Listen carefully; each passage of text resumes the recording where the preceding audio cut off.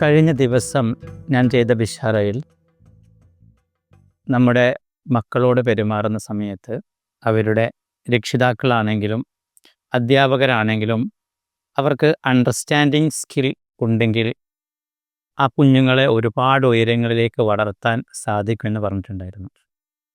അത് പലരും കമൻ്റായിട്ട് ഈ കാലത്തെ കുട്ടികൾ തീരെ ശരിയില്ല, അധ്യാപകർക്ക് അവരെ അടിക്കാൻ സ്വാതന്ത്ര്യമില്ല, അതുകൊണ്ടാണ് കുഞ്ഞുങ്ങൾ കൂടുതൽ മോശമാകുന്നത്.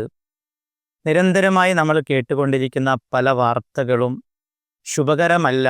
അതിനൊക്കെ കാരണം അധ്യാപകർക്ക് തീരെ സ്വാതന്ത്ര്യമില്ല എന്ന രീതിയിൽ പലരുടെയും കമൻ്റ് കണ്ടു. യഥാർത്ഥത്തിൽ നമ്മുടെ പുതിയ സമൂഹം സ്വാഭാവികമായിട്ടും നമ്മുടെ ജനറേഷൻ, ടോട്ടൽ സൊസൈറ്റി വളരെ വേഗം മാറിക്കൊണ്ടിരിക്കുകയാണ്.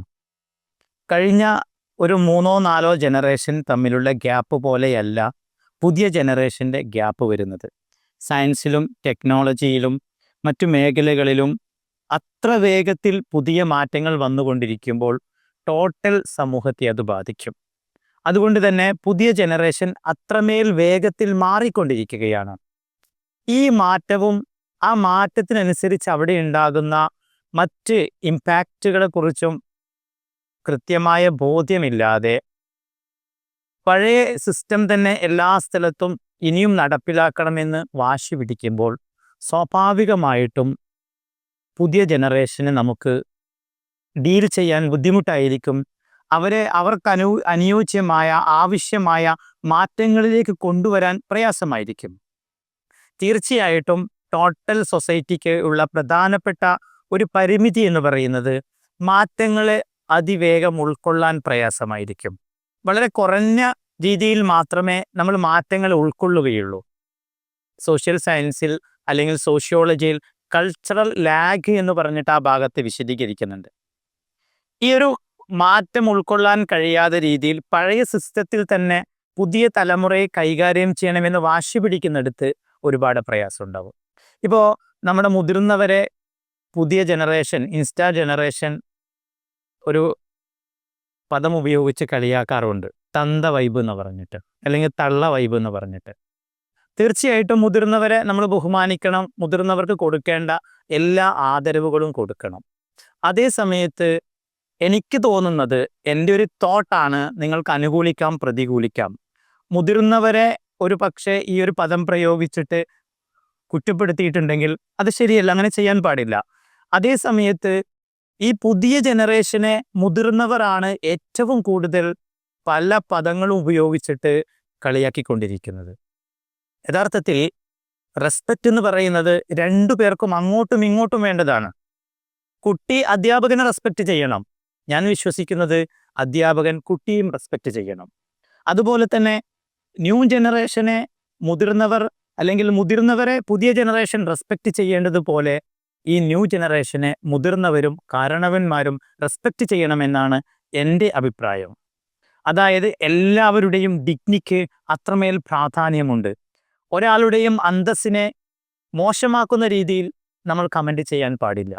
അപ്പോൾ കുഞ്ഞുമക്കളെ അല്ലെങ്കിൽ പുതിയ ജനറേഷനെ അവരുടെ കഴിവുകളെയും അവരുടെ അഭിരുചികളെയും കണ്ടെത്തുകയും അതിനെ അംഗീകരിക്കുകയും അതിനെ റെസ്പെക്റ്റ് ചെയ്യുകയാണെങ്കിൽ തീർച്ചയായിട്ട് നമ്മെപ്പോലെയുള്ള മുതിർന്നവർക്ക് അവരിൽ നിന്ന് സ്നേഹവും റെസ്പെക്റ്റും നമ്മൾ പ്രതീക്ഷിക്കുന്നതിനേക്കാൾ ഏറെ ലഭിക്കും. ഇവിടെ കുഞ്ഞുമക്കളോടുള്ള റെസ്പെക്റ്റിൽ എവിടെയൊക്കെയാണോ നമുക്ക് വീഴ്ച പറ്റിയത് എന്ന് മുതിർന്ന എന്നെപ്പോലെയുള്ള ആളുകൾ ചിന്തിക്കുകയും അത് തിരുത്തുകയും ചെയ്യുകയാണെങ്കിൽ തീർച്ചയായിട്ടും നമ്മുടെ കുഞ്ഞുമക്കളിലും പുതിയ ജനറേഷനിലും തീർച്ചയായിട്ടും നമ്മൾ വിചാരിക്കുന്നതിനും അപ്പുറമുള്ള നല്ല മാറ്റങ്ങൾ, ട്രാൻസ്ഫോർമേഷൻ നമുക്ക് കൊടുക്കാൻ സാധിക്കും, നമുക്കുണ്ടാക്കാൻ സാധിക്കും. അപ്പം അതുകൊണ്ട് തന്നെ പുതിയ കാലത്തെ അധ്യാപകരെയും രക്ഷിതാക്കളെയും എൻ്റെ കൺസെപ്റ്റിൽ ഞാൻ രണ്ടായി തരംതിരിച്ചിട്ടുണ്ട്.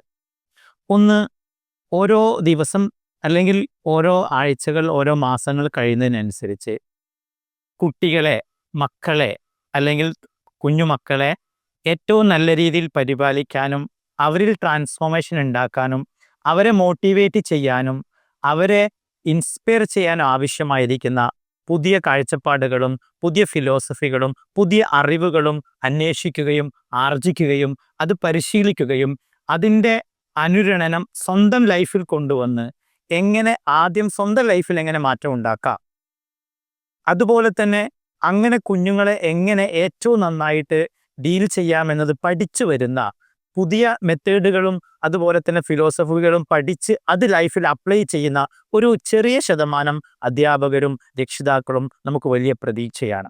മറ്റൊരു ശതമാനം എന്ന് പറയുന്നത് പുതിയതൊന്നും പഠിക്കാൻ ഞാൻ തയ്യാറല്ല, 10-15 വർഷമായിട്ട് ഞാൻ ഈ മേഖലയിൽ പ്രവർത്തിക്കുന്നുണ്ട്, അതുപോലെ തന്നെ ഇന്നും ഞാൻ ചെയ്യുകയുള്ളൂ, നാളെയും അങ്ങനെ ചെയ്യുകയുള്ളൂ എന്ന് പറയുന്ന ഒരു ചെറിയ ശതമാനം അല്ലെങ്കിൽ വലിയൊരു ശതമാനമുണ്ട്. യഥാർത്ഥത്തിൽ മാറ്റം വന്നുകൊണ്ടിരിക്കുമ്പോൾ, അതിവേഗത്തിൽ നമ്മൾ മാറിക്കൊണ്ടിരിക്കുമ്പോൾ അതിനനുസരിച്ച് പുതിയവ പഠിക്കുകയും പ്രാക്ടീസ് ചെയ്യുകയും ചെയ്തിട്ടില്ലെങ്കിൽ തീർച്ചയായിട്ടും ഒന്നുകിൽ നമ്മൾ അപ്ഡേറ്റ് ചെയ്യപ്പെടുക, അല്ലെങ്കിൽ സൊസൈറ്റി നമ്മെ ഔട്ട്ഡേറ്റഡ് ആയിട്ട് പ്രഖ്യാപിക്കും. അതുകൊണ്ട് തന്നെ കുഞ്ഞുമക്കളെ ഏറ്റവും നല്ല രീതിയിൽ വളർത്തിയെടുക്കാൻ പറ്റുന്ന പദ്ധതികളും അതുപോലെ തന്നെ അറിവുകളും പരിശീലിച്ചുകൊണ്ട് അവർക്ക് അവരുടെ മനസ്സിന് ഡാമേജ് ഇല്ലാത്ത വിധത്തിൽ അവരോട് സംസാരിക്കാനും അവരെ കേൾക്കാനും അവരോട് ഇടപെടാനും കഴിയുന്ന ഒരു അധ്യാപക സമൂഹമായിട്ട്, ഒരു രക്ഷാകർതൃ സമൂഹമായിട്ട് നമുക്ക് മാറാൻ സാധിച്ചു കഴിഞ്ഞാൽ വളർന്നു വരുന്ന ജനറേഷന് ഏറ്റവും നല്ല ക്രിയേറ്റീവായിട്ട് ക്രിയാത്മകമായിട്ട് ഒരുപാട് അത്ഭുതങ്ങൾ സൃഷ്ടിക്കുന്ന ഒരു തലമുറയായിട്ട് നമുക്ക് വാർത്തെടുക്കാൻ സാധിക്കും. എല്ലാവർക്കും അതിന് സാധിക്കട്ടെ എന്ന് പ്രാർത്ഥിക്കുന്നു.